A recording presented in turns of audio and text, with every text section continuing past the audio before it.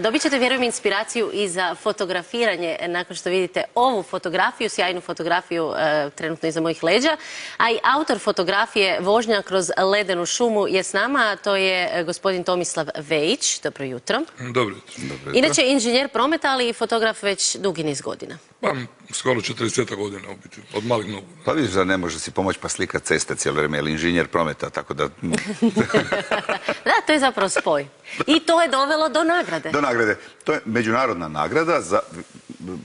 Kakva je to zapravo nagrada i kome je ona namijenjena, dodijeljena? Jesu li to profesionalni fotografi ili ljudi kao što ste vi, koji je zaljubljen u fotografiju već 40 godina? Pa da, tu imamo biti nekoliko ovoga kategorija. Generalno to je, postoji svjetska fotografska organizacija koja to za jednu poznatu svjetsku kompaniju organizira i podijeljeno nekoliko kategorija. Znači imate otvorenu kategoriju, tu sam se konkretno ja natjecao, imate kategoriju za profesionalce i imate za studente i učenike, što je kao poticajno. I tu se, evo ove godine konkretno bilo je 300 i nešto tisuća prijavljenih fotografa iz 200 zemalja. Kad kažete ove godine, to je 2021. već? Da, natječaj je završio u biti 15.1. ove godine. Prijave su bile otvorene nekoliko mjeseci. I u tih 300 i nešto tisuća fotografija vi ste uspjeli pobijediti. Pa evo, to ćemo još jednom ponoviti. 300 i nešto tisuća fotografija i vaša je najbolja. Nije još, jer postoji postoji i Grand Prix sami. Koji će biti 15.4. je svečana dodjela nagrade u Londonu. Nažalost, ove godine to će biti online zbog same situacije kako je.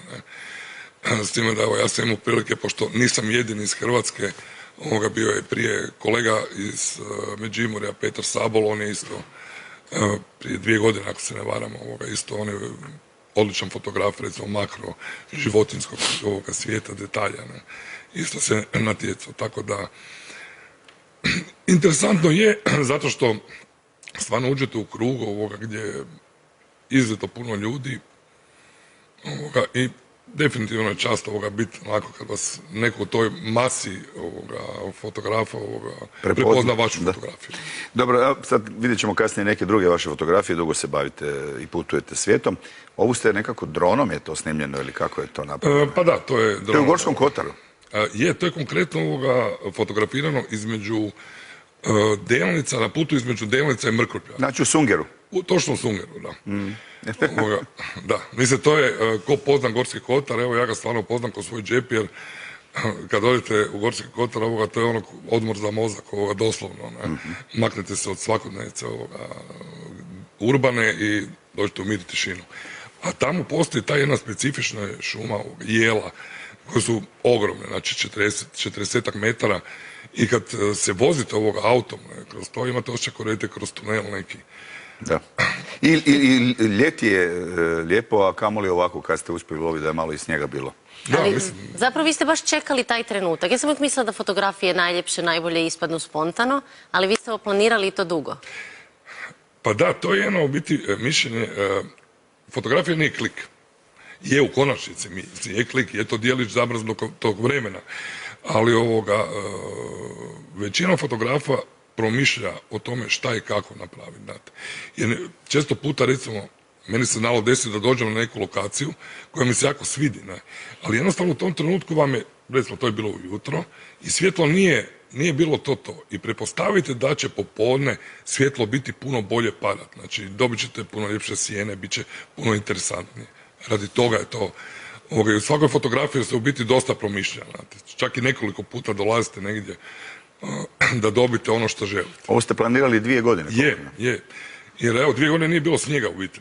I to je doslovno taj dan padao je snijeg tu noć i rekli su popodne, gospodin Pakula je rekao, bus se razvedrilo, Vakula, veli bus se razvedrilo i popodne, stvarno kad sam došao oko 3 sata, znači prije samog zalaska, tamo je sunce tako padalo da je stvorilo tu jednu treću dimenziju gdje se malo vidjela i sjene i sve. I moram priznati, prekrasno djeluje fotografija. Prekrasno, zbilja prekrasno. Koliko je važna poslije obrada fotografija? Danas, pa većina fotografija prođe kroz Photoshop ili neke druge programe. A gledajte, svaka programska aplikacija je u biti alat. isključivo na onome ko radi sa programom ovisi šta i kako će napraviti.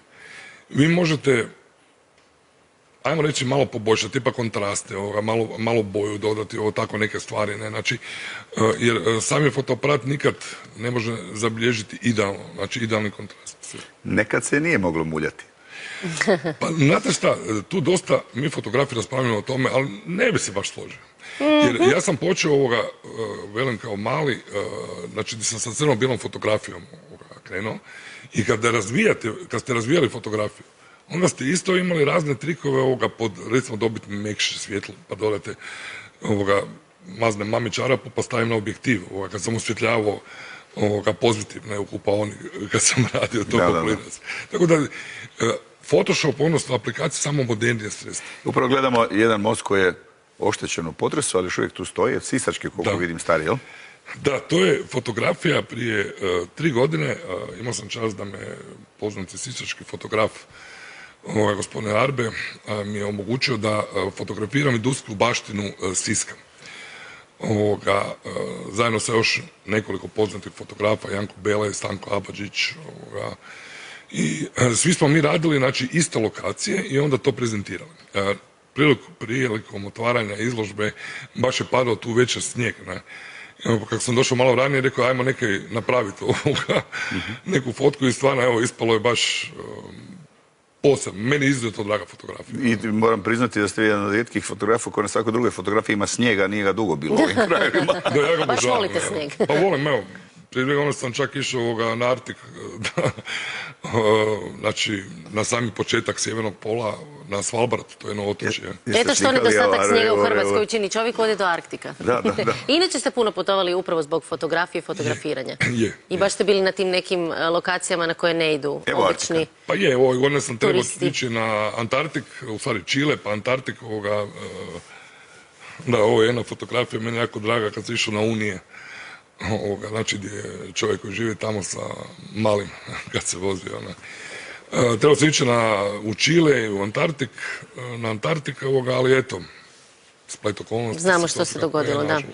Osim evo Svalbarda i Polarni medvjed tu negdje iza skriveni, osim panorama i ovih pejzaža i svega i ovaj krasan, ili je to negdje u Moslavini ili djeluje mi kod da je negdje kod Ivanića, ali dobro, u svakom slučaju slikate i živa bića, ljude. Vidio sam nekoliko fotografija gdje imate i gdje nije posvećena prirodi. Da, pa mislim, ljudi su zir. Posebna priča, ali evo, nažalost, kažem u zadnje vrijeme, da, ovo je baš u nedjelju fotografirano. Ta jedna interakcija, kad fotografirate ljude, znači kad osjetite jednostavno da možete dobiti nešto posebno izvući iz njih. Znači to nije stvar sjesti i napraviti samo fotografiju, ne, nego upravo razgovarate puno sa, da li model, muški, ženski, nema veze, ne, i ovisno u kojoj situaciji. To daje baš jedna posebna draž Ali eto, nažalost i to u zadnje vrijeme isto tako nije baš moguće. Da. Mi vam čestitamo na nagradi i zahvaljujemo ne samo na gostovanju u emisiji, nego što ste nas odveli na ovo jedno virtualno putovanje kroz vaše prekrasne fotografije. Sljedeća fotografija koju ćete nam pokazati je ovako jedan snop novčanica koju ćete dobiti kao nagradu. Je li je neka novčana nagrada? Ne, to je interesantno, recimo, da svi ti industrija, ta fotografska, znači, jer prije par godina se isto dobije jednu nagradu, isto od jedne poznate svjetske firme.